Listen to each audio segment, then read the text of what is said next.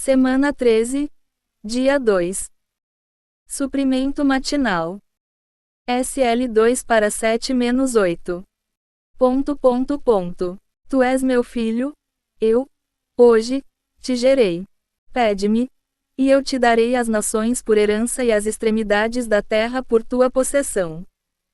HB 1 para 6. E ao introduzir novamente o primogênito no mundo, diz: e todos os anjos de Deus o adorem. Salmos 2 para 7-9 é uma declaração de Cristo.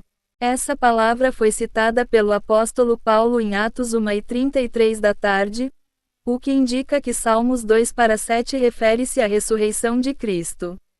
Depois de ter sido cortado, crucificado, DN 9:26 da manhã, Cristo, o ungido de Deus, foi ressuscitado para ser gerado na sua humanidade como Filho primogênito de Deus, RM 1 para 3-4, 8:29 da manhã, HB 1 para 5-6. Mediante a mesma ressurreição, todos os seus crentes nasceram com ele para ser os seus muitos irmãos, os muitos filhos de Deus, Jo 8:17 da noite. 1 para 3, RM 8:29 da manhã, HB 2:10 da manhã. SL 2 para 7, nota 1. Se não fosse Paulo, não creio que seríamos capazes de ver que o Salmo 2 fala da ressurreição de Cristo.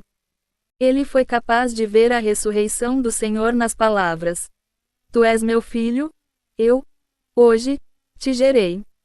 Ele aplicou a palavra hoje ao dia da ressurreição do Senhor, cf.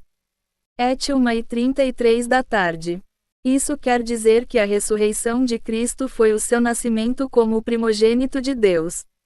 Jesus, o Filho do homem, nasceu para ser o Filho de Deus ao ser ressuscitado. Portanto, o fato de Deus ressuscitá-lo dentre os mortos foi o seu gerá-lo para ser o seu primogênito. Precisamos perceber que a ressurreição do Senhor foi o seu nascimento. Isso é crucial. Estudo Vida de Atos, EAV, p. 351. Leitura de hoje. Em sua encarnação, Cristo veio como a semente de Davi segundo a carne, RM 1 para 3. Na Bíblia, a palavra carne não é uma palavra positiva. Não obstante, o Evangelho de João declara que a palavra se tornou carne, 1:14 da manhã. O Evangelho de Deus diz respeito ao Filho de Deus que se tornou carne, que se tornou a semente de um homem segundo a carne. Em Romanos, vemos que esta carne foi designada o Filho de Deus. Por meio dessa designação, o Cristo que já era o Filho de Deus antes de sua encarnação, tornou-se o Filho de Deus de um modo novo. Antes de sua encarnação, ele era o Filho de Deus somente com divindade. Mas agora, por meio de sua ressurreição, ele foi designado o Filho de Deus tanto em divindade como em humanidade.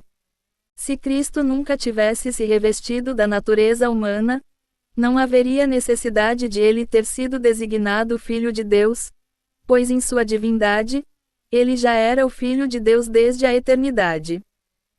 Deus enviou seu Filho na semelhança da carne de pecado, RM 8 para 3. Isso indica que Cristo não tinha a pecaminosidade da carne, ele tinha apenas a semelhança da carne de pecado.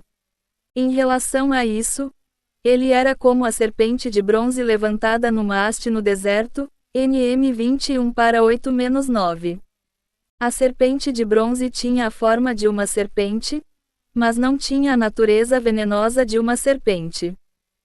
Porque Cristo, o Filho de Deus, revestiu-se de carne, ele precisou que sua natureza humana fosse designada o Filho de Deus em poder pela ressurreição.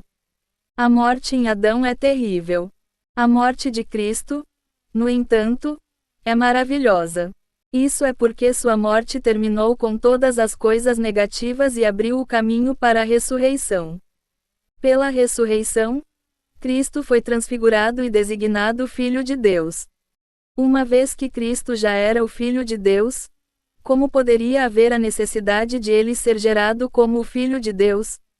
Atos 1:33 da tarde, que se refere ao Salmo 2:7, indica que Cristo foi gerado como o Filho de Deus no dia de sua ressurreição.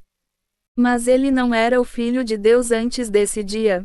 Certamente era. Não obstante, ele ainda precisava ser gerado pela ressurreição porque ele se revestiu de humanidade.